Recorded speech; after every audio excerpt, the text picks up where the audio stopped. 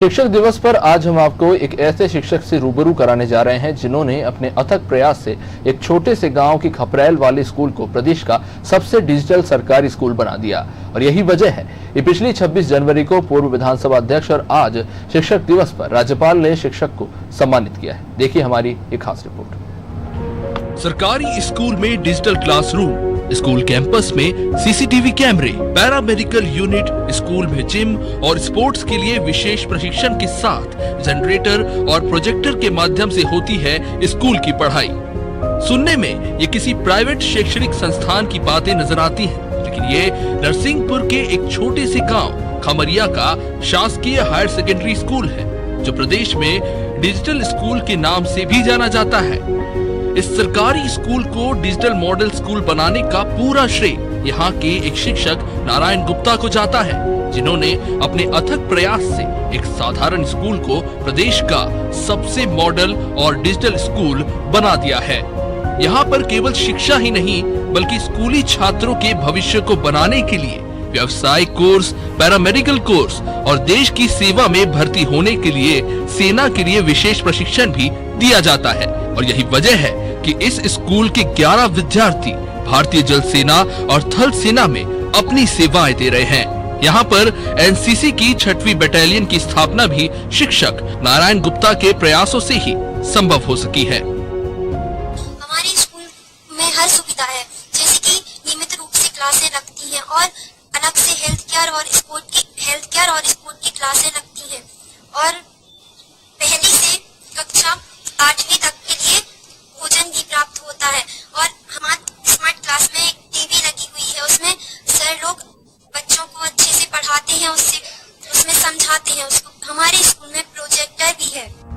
शिक्षक के अथक प्रयास का ही नतीजा हुआ कि आसपास के 15 से 20 किलोमीटर के दायरे में एक भी प्राइवेट स्कूल अपने पैर नहीं जमा सका है। सरकारी स्कूल की कायाकल्प करने वाले शिक्षक को 15 अगस्त और 26 जनवरी में जिला स्तर पर पुरस्कृत भी किया जा चुका है। साथ ही साथ स्वच्छता को लेकर भी केंद्र सरकार ने भी शिक्षक नारायण गुप्ता को पुरस्कृत किया है। यही नहीं, राज्यपाल ने भी शिक्षक दिवस यानी कि 5 सितंबर को नारायण गुप्ता को सम्मानित किया। शिक्षक नारायण गुप्ता बताते हैं कि 66 में उनके पिता को भी इसी स्कूल में राज्यपाल द्वारा पुरस्कृत किया गया था और तभी से उन्होंने संकल्प ले लिया था कि वह भी इस स्कूल में पढ़ाकर इस स्कूल को जिले का ही नहीं पूरे प्रदेश का मॉडल और डिजिटल स्कूल बनाएंगे। और जन भागीदारी से उन्होंने यह करके भी दिखाया है। कभी इसी स्कूल में पढ़कर इसी स्कूल में शिक्षक बने नारायण गुप्ता कहते हैं कि उन्होंने अपनी मातृभूमि का कर्ज चुकाया है और इसके लिए उन्हें आज गर्व महसूस होता है।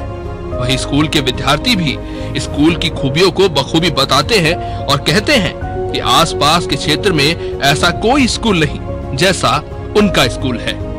ये टीम वर्क का मैं तो मानता हूं कि पूरा प्रयास रहा है। ग्रामवासियों के साथ, मेरे विद्यालय की पूरी टीम, प्राचार्य महोदय के साथ एक हमने लक्ष्य बनाया प्रतिवर्ष का कि इस विद्यालय में ये काम प्रतिवर्ष जन सहयोग के माध्यम से जो राशि आती रही, हम निरंतर क्रमानुसार उनको हम विकसित करते रहे। आज हम 10 साल लग गए इस विद्यालय को इस मुकाम में हासिल करने के लिए। कोई भी प्राइवेट विद्यालय हमारे ग्राम में आसपास अब मेरे विद्यालय के कारण नहीं संचालित हो पा रहे हैं। स्कूल में विगत 3-4 वर्षों से पूरे कैंपस को सीसीटीवी कैमरा, जिम की सुविधा, वोकेशनल की सुविधा, एनसीसी की स्थापना, आज हमने जन सहयोग के माध्यम से लगभग 45 लाख के निर्माण कार्य संपन्न कराया। चाहे ग्राउंड में 12,000 स्क्वायर फीट में पेबल टाइल्स हो, प्रथम तल में 4 कमरों का जन सहयोग के माध्यम से निर्माण हो, सम्मानीय विधायक महोदय नरसिंहपुर के माध्यम से शेड का एक कम से कम 4,000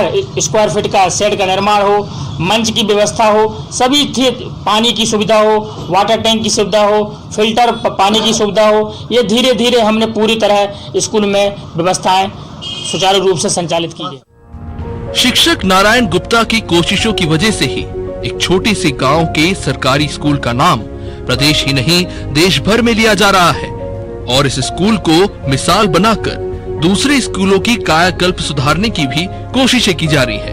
अब देखना होगा कि शिक्षक की इस पहल का प्रदेश की अन्य स्कूलों में कितना असर पड़ेगा। क्या इस स्कूल की तर्ज पर और भी सरकारी स्कूलों को सुधारा जाएगा। नरसिंहपुर से अनादि टीवी के लिए शमशाद की रिपोर्ट।